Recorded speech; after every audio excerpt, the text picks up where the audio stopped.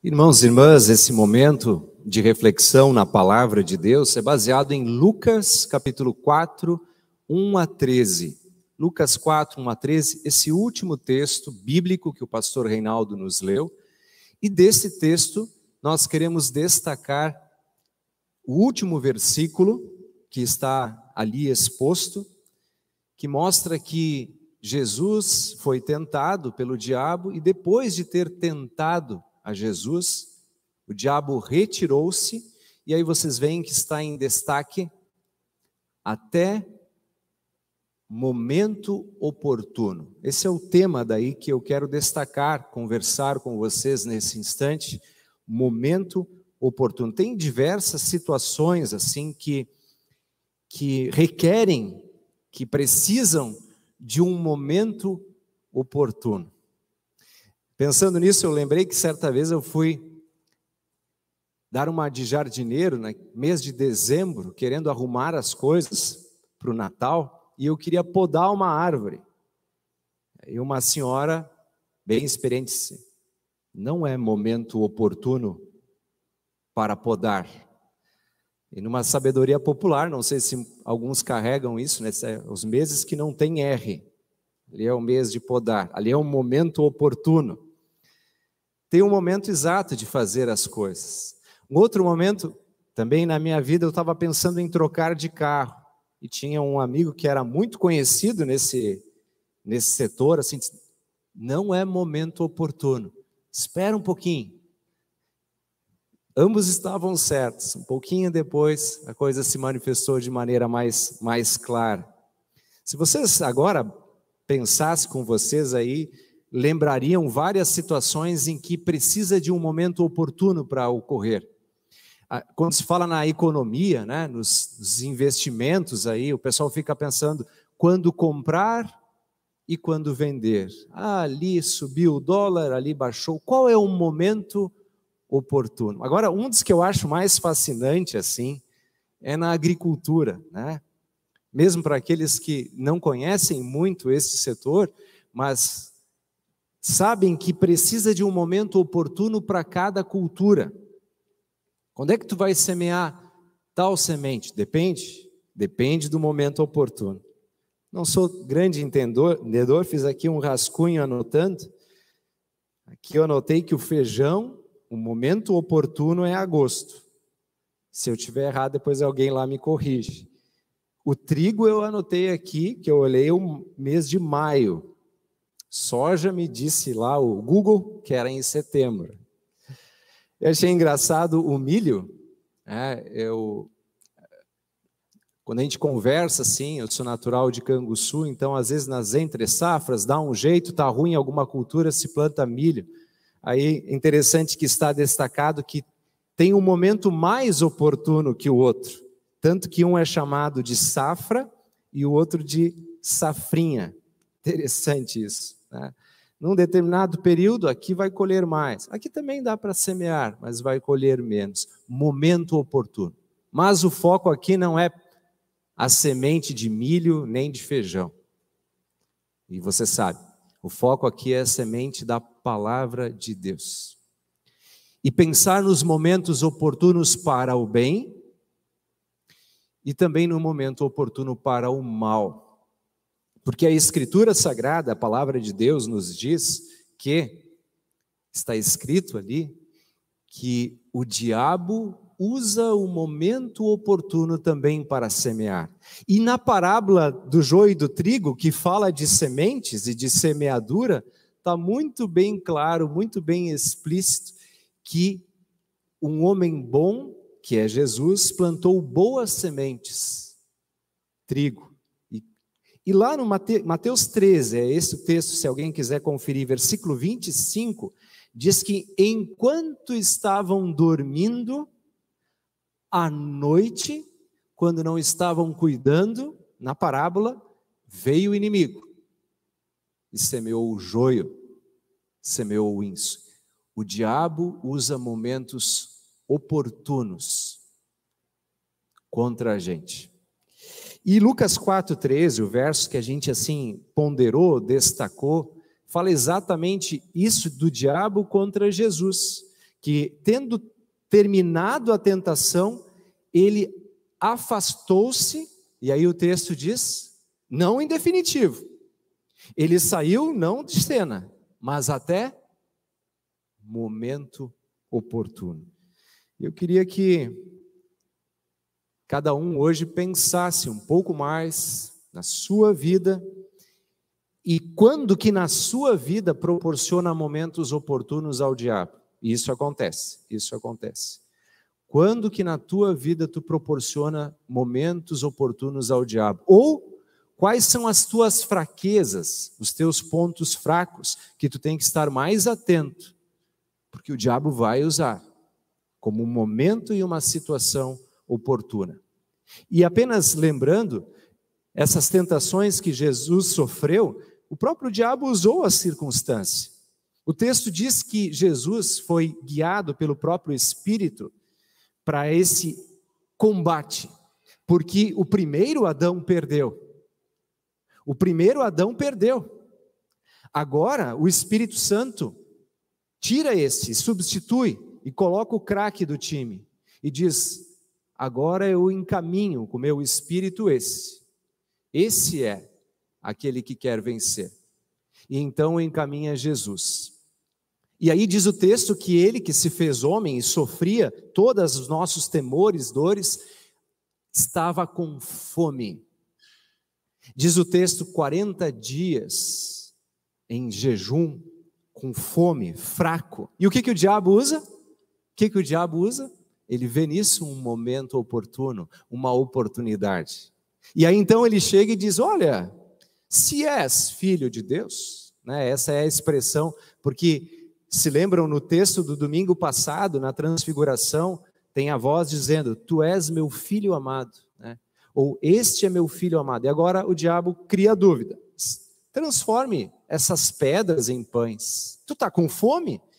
O diabo usa justamente o probleminha, a deficiência, a insegurança, o que Jesus estava sofrendo na sua humanidade. Não tem nenhum mandamento que diz, não transformarás pedras em pães. No entanto, ao propor isso, o diabo está propondo um caminho diferente, que é o caminho não da cruz, não da substituição na humanidade, mas o caminho da glória. Ele usa isso. O diabo também usa o medo e a vergonha que a crucificação traria. Jesus sabia que esse era o plano, mas isso era pesado por demais. Então o diabo traz essa proposta. Olha, eu vou te dar todos os reinos do mundo, olha, tudo isso aqui é meu. Se prostrado me adorares. Depois ele diz, te joga do pináculo do templo, será um momento de glória. Que nada é esse caminho. Ele usa esse momento oportuno, essa situação em que Jesus está. Mas como vocês conhecem a história, Jesus venceu. Jesus venceu. E usando a palavra, a gente gosta de destacar esse texto que Jesus usou a arma da palavra, está escrito. Ele venceu. E quando ele vence, e não somente aqui, mas também na cruz e na ressurreição, ele cria uma oportunidade. O gaúcho diria que ele encilhou o cavalo e deixou tudo pronto. Ele abre a porta da oportunidade para todos nós na redenção perfeita. Adão perdeu. Adão e Eva caíram na tentação. O novo Adão, esse venceu. Mas o texto, o versículo que eu destaquei, depois da vitória de Jesus, dizia, afastou-se até momento oportuno. E é bem legal vocês lembrarem das Escrituras que Satanás ficou atento mesmo. Por exemplo, aquele texto, quando ele começa, é um texto bem de Quaresma, quando Jesus começa a conversar com os discípulos, dizendo, é necessário que o Filho do Homem seja entregue nas mãos dos sacerdotes. Aí vocês lembram quem é que o diabo usou ali? Ele usou o momento oportuno. E aí Pedro chamou Jesus de lado e disse, não, Jesus, tu é o cara, olha só, se tu vai precisar passar por isso, olha, tu vai passar por isso, Jesus. Não, que nada, não, vem para cá, vamos fazer diferente, o povo todo aí está cantando para ti, Tá todo mundo aí querendo que se tu fosse candidato, tu era eleito fácil. Que nada, vem cá, Jesus. Teu caminho é glória, teu caminho é glória. E aí então Jesus usa uma expressão que até nos deixa um pouco atemorizados. Ele olha para Pedro e diz, alguém lembra? Arreda-te, Satanás. Percebam, Jesus estava atento, percebeu que o diabo, o nosso adversário, estava usando o quê? Um momento oportuno. E ele continuou a sua trajetória, o seu caminho até a cruz. E nesta reflexão sobre aquela Semana Santa também, a gente lembra que o diabo usou outras figuras, usou situações como a ganância de Judas.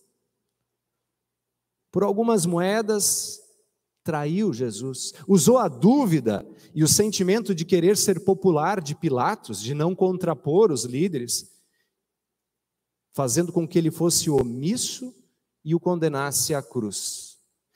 O diabo usa os seus mecanismos. E o que eu queria, assim, destacar para todos vocês, até usar a expressão assim, repreender, exortar, fazer pensar, como é que ele pode e ele faz contigo? Quais são os momentos de pressão que tu sente no dia a dia, as coisas que te incomodam? Ou como a gente usa assim, sabe, quando ali onde o sapato aperta, ali é preciso estar atento, porque isso será usado em algum momento. Tal qual alguém que analisa o jogo e diz, lá é o ponto fraco, é por ali. O diabo usará o momento oportuno e a situação. Trazendo assim para coisas nossas, a gente sabe, usa os vícios para nos fazer cair. Como é triste quando a gente luta contra algo, contra um vício e cai de novo. Ali é um momento que ele usa situações oportunas. Outra coisa curiosa é que, usando um linguajar bem nosso, o diabo, o adversário, usa o contra-ataque por vezes. Deus deu para a gente o dom do matrimônio, da vida plena de um casal, e concedeu inclusive o dom do prazer. Mas ele usa justamente esse prazer carnal com muitas imoralidades sexuais, que às vezes estão a um clique. E aí ele usa essas circunstâncias para nos fazer cair. O diabo usa várias coisas, o amor ao dinheiro, por exemplo, 1 Timóteo capítulo 6, 10, o amor ao dinheiro é a raiz de todos os males. Aí alguém pode dizer, bom, se tu não gosta de dinheiro, então fala comigo, né? Mas está falando em amor ao dinheiro. Ele usa isso, ele semeia cobiça, ele faz disso o foco da tua vida, e aí ele vai gerando descontentamento com o que tu tem, te enreda, faz tudo que é tipo de armadilha, e a gente cai como um patinho muitas vezes. Ele usa o momento oportuno. A ira, a mágoa, o rancor, nós temos cada um de nós as nossas fraquezas, um é mais para este lado, o outro é mais, um é mais estourado, tem mais ira. Lembra quando está escrito lá em Efésios 4, 26, não se ponha o sol sob a vossa ira.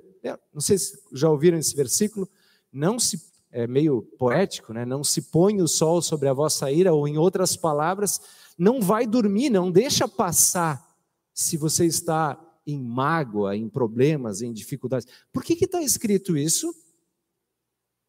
Por que será que está escrito isso? Não deixa passar o dia assim, em mágoa, em rancor. Porque o diabo vai usar esse momento oportuno. Vai usar aquelas horas da madrugada para endurecer teu coração.